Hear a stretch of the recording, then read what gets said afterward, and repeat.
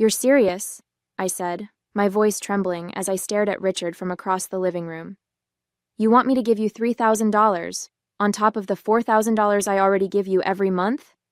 He leaned back in his recliner, folding his arms over his chest like a king issuing an order.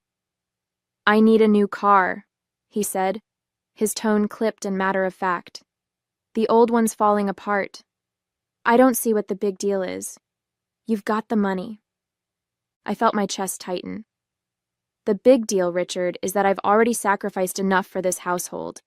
I cover the bills, the groceries, your utilities. I even helped pay off Adam's credit cards. Now you want me to buy you a car? Yes, he said, his voice rising. Because I deserve it. I've done enough for this family. It's time for you to pull your weight. Pull my weight. The words hit me like a slap. I'd been financially supporting this household for years, working tirelessly to keep us afloat while my father-in-law and my husband, Adam, treated my paycheck like a bottomless ATM.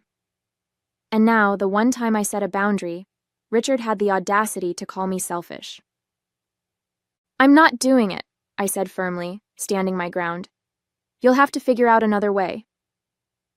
His face twisted with rage, the vein in his forehead bulging. You're just like your mother, always thinking you're better than everyone else. He stood abruptly, his movements sharp and aggressive. Don't you dare disrespect me in my own house. Your house? I shot back, my voice shaking. This house is paid for with my money, Richard. Before I could react, he lunged forward, shoving me with both hands. I felt my feet slip on the hardwood floor, and then I was tumbling down the stairs. The world blurred as pain shot through my body. I landed hard at the bottom, my arm twisted beneath me and my head pounding from the impact. For a moment, I couldn't move. The pain was overwhelming, and tears stung my eyes as I tried to catch my breath. Above me, Richard stood at the top of the stairs, his face still contorted with anger. That's what happens when you don't respect me, he spat, before turning and stomping back into the living room. I expected Adam to rush to my side, to help me up or at least ask if I was okay. But when he appeared at the top of the stairs, his expression was blank, almost bored. You should have just given him the money, Maya, he said with a shrug. You know how he gets. My name is Maya, and for the past 4 years I've been the financial backbone of a household that doesn't respect me. I married Adam because I thought we were building a life together, but it quickly became clear that his priorities were tied to his father, Richard. When Richard's health began to decline, I agreed to move into his home to help out. What I didn't realize was that helping out meant funding everything: rent, utilities, food, and even Richard's personal expenses. At first, I thought it was temporary. I told myself that Adam and Richard appreciated what I was doing, even if they didn't always say it. But as time went on, their sense of entitlement grew. Adam stopped working entirely, claiming he needed to be home to support his father. Richard, meanwhile, began making bigger and bigger demands, treating my paycheck like it belonged to him. Still, I stayed. I told myself it was for the good of the family. But lying at the bottom of those stairs, bruised and aching, I realized the truth. This wasn't a family. It was a one-sided arrangement where my value was measured solely by what I could give, and I was done. That night, I packed a bag. I didn't say a word to Adam or Richard as I grabbed my things and walked out the door. My heart pounded with a mix of fear and determination, the sting of their betrayal still fresh. I didn't know exactly where I was going, but I knew I couldn't stay. I checked into a motel and sat on the edge of the bed, my phone clutched in my hands. I could feel the weight of what had just happened pressing down on me, but I wasn't going to let it break me. For years, I had been their safety net, their source of stability. Without me, they'd fall apart, and this time I wasn't going to catch them. The next morning, I made the call. Angela, I said when the lawyer answered, I need your help. It's about my husband and his father. Meeting Angela, my lawyer, felt like the first breath of fresh air I'd taken in years. She listened carefully as I explained everything, how I'd been covering all the household expenses, how Richard had demanded more money for a car, and how the confrontation had ended with me at the bottom of the stairs. Shouldn't You've been financially supporting your husband and father-in-law entirely on your own? Angela asked, raising an eyebrow. I nodded. For the past 4 years. Every bill, every expense, everything comes out of my pocket. And your name is on the mortgage or deed of the house? She asked, flipping through her notes. It's all in my name, I said, my voice firm.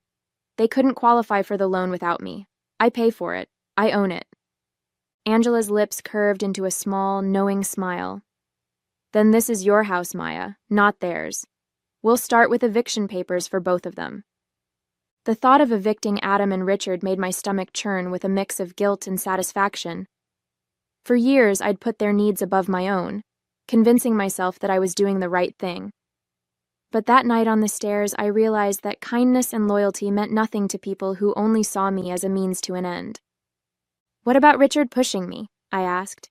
He could have seriously hurt me. We'll include that in the lawsuit, Angela said firmly. You're not just evicting them, you're holding them accountable for their behavior. Let's make sure you get justice. The next few weeks were a whirlwind of preparation. Angela helped me gather all the evidence I needed to support my case.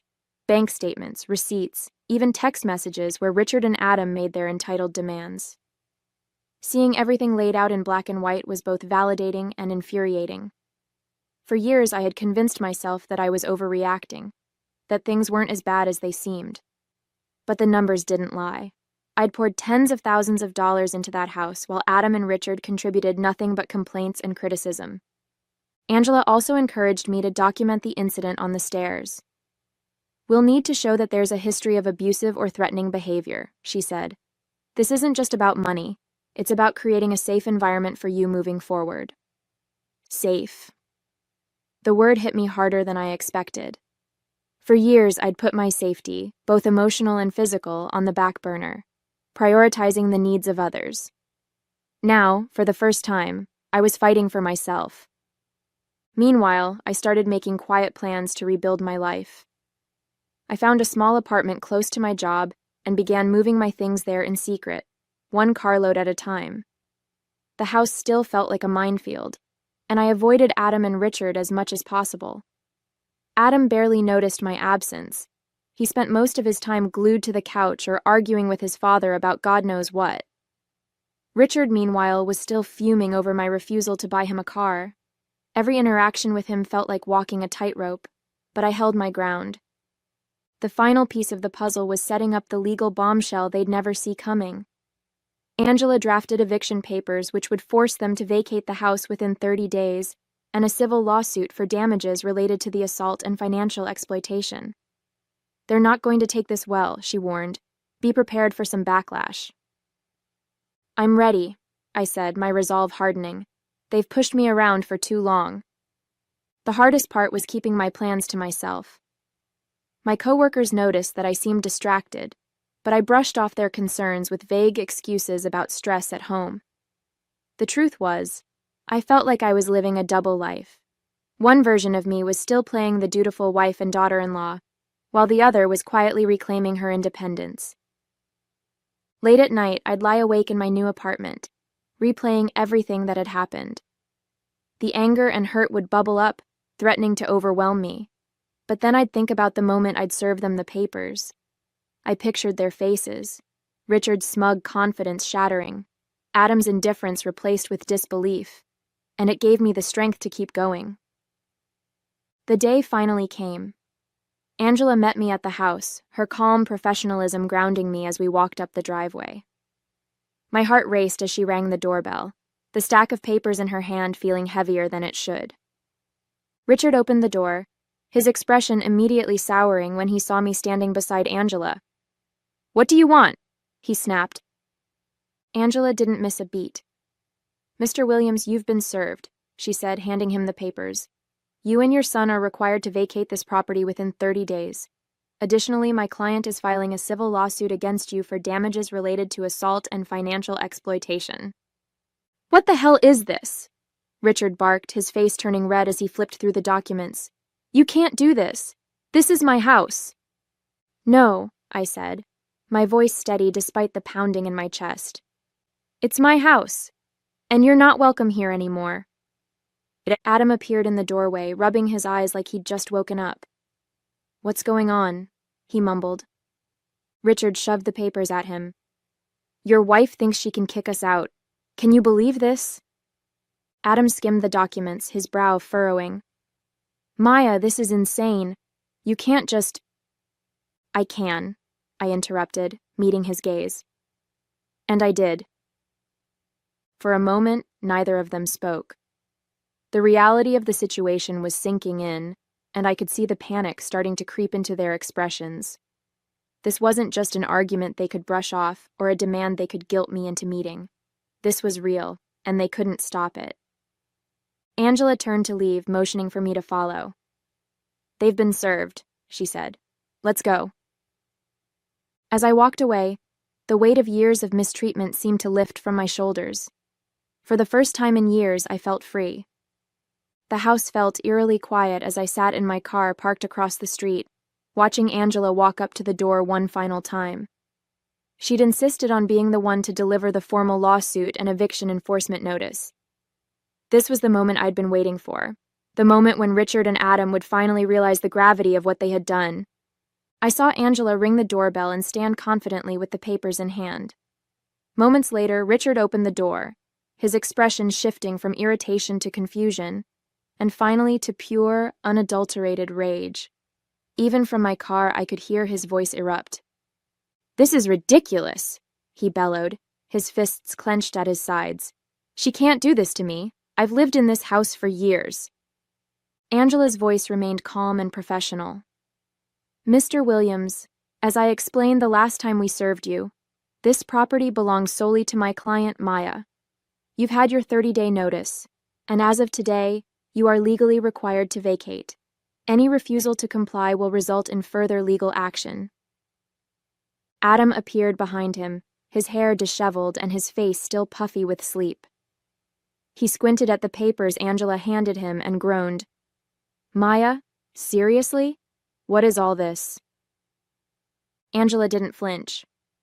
This is a civil lawsuit for damages totaling $20,000, including compensation for the physical assault, financial exploitation, and emotional distress caused by both Mr. Williams and Mr. Adam Williams.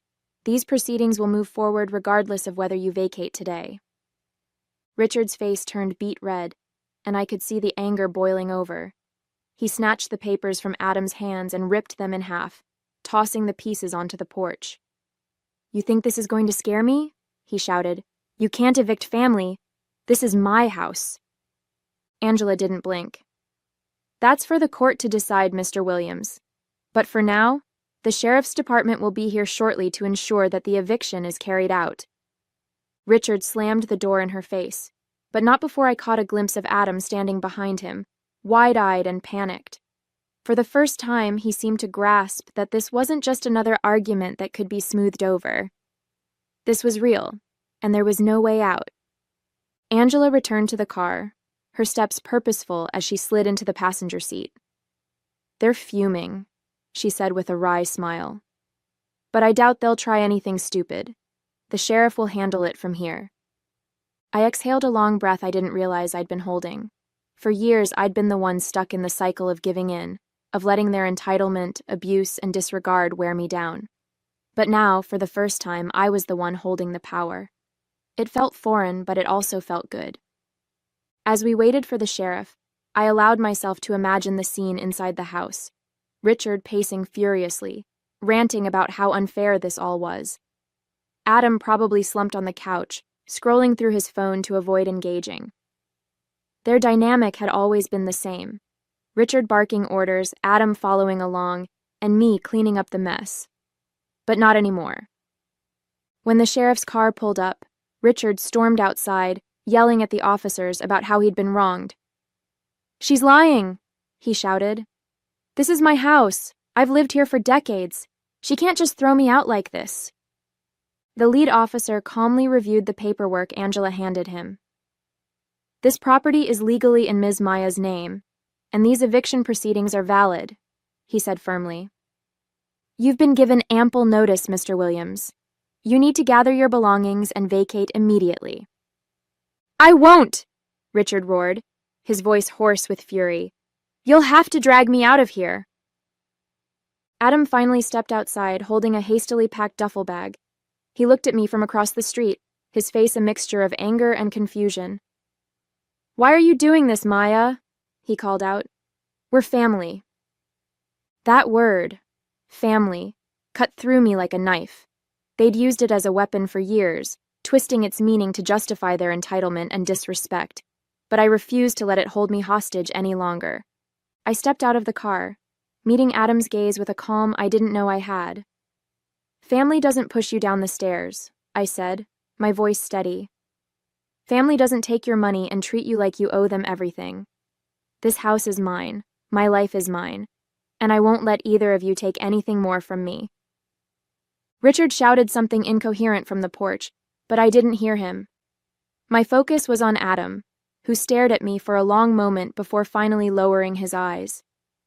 For once, he had no comeback, no excuses.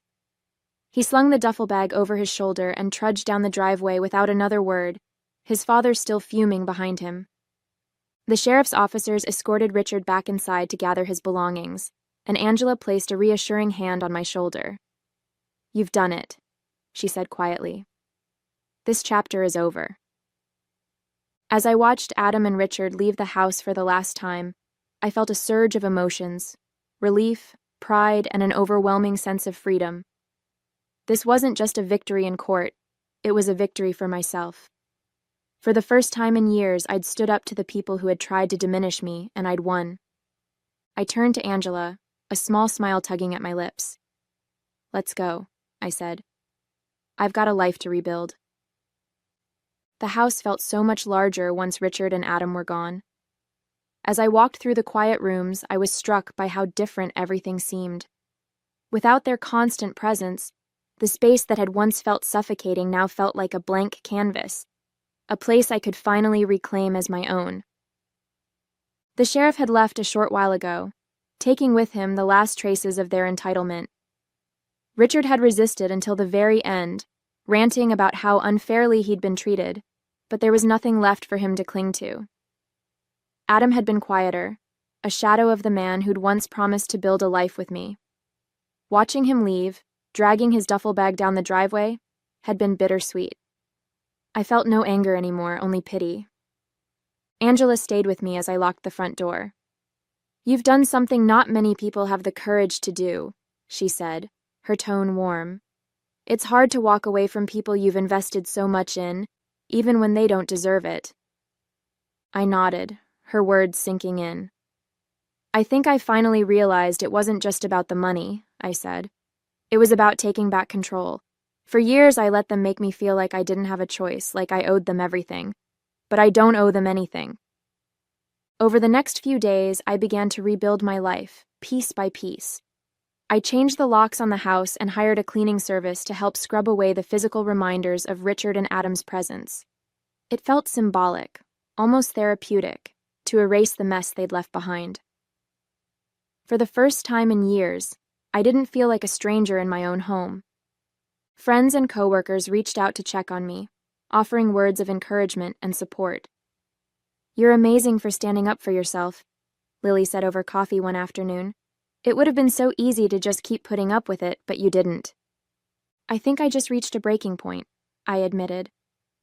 When Adam told me I should have given Richard the money, I realized he didn't care about me at all.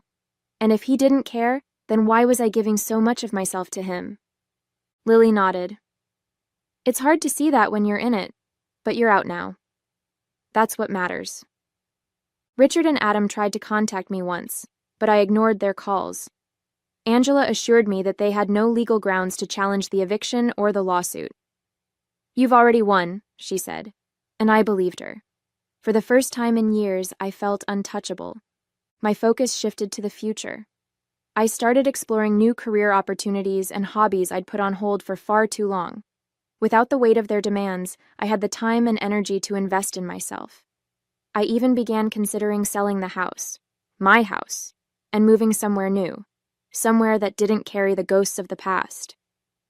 One evening, as I sat on the patio with a glass of wine, I let myself reflect on the journey that had brought me here. It hadn't been easy, far from it. But every step, every painful moment, had taught me something about my own strength.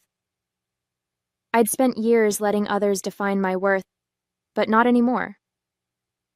I looked out at the quiet street, the stars just beginning to dot the sky. For the first time in years, I felt truly free. This was my life, and I was finally living it on my terms. A few months later, my life had completely transformed. The house I once shared with Richard and Adam no longer felt like a prison. It was mine now, truly mine. Every corner, every room, reflected the life I was rebuilding for myself. The walls that used to echo with their demands and entitlement were now filled with peace and quiet. I'd finally put the house on the market, a decision that felt symbolic of closing that chapter for good. Angela helped me navigate the legal and financial hurdles, and the lawsuit against Richard was progressing in my favor. The compensation I stood to gain wasn't just about the money. It was about holding him accountable. Knowing that he would face consequences for his actions was its own kind of closure. In my new apartment, everything felt lighter. Without the constant burden of their expectations weighing me down, I finally had the time and energy to focus on myself. I took up yoga, started painting again, and even planned a trip to a quiet coastal town I'd always wanted to visit. For the first time in years, I felt like I was living, not just surviving. The people in my life noticed the change. "You look happier," Lily said during one of our coffee dates. "Like a weight's been lifted." "Because it has," I said with a smile. For years I thought walking away meant giving up. But now I realize it was the bravest thing I've ever done. She raised her cup in a mock toast. "To brave new beginnings." "To never settling for less," I added, clinking my cup against hers. Richard and Adam's absence no longer haunted me. I stopped replaying the events of that night on the stairs or wondering if I'd done the right thing. I knew I had. They'd tried to make me feel small, but in the end, their actions had only made me stronger. I didn't need their apologies or explanations to move on.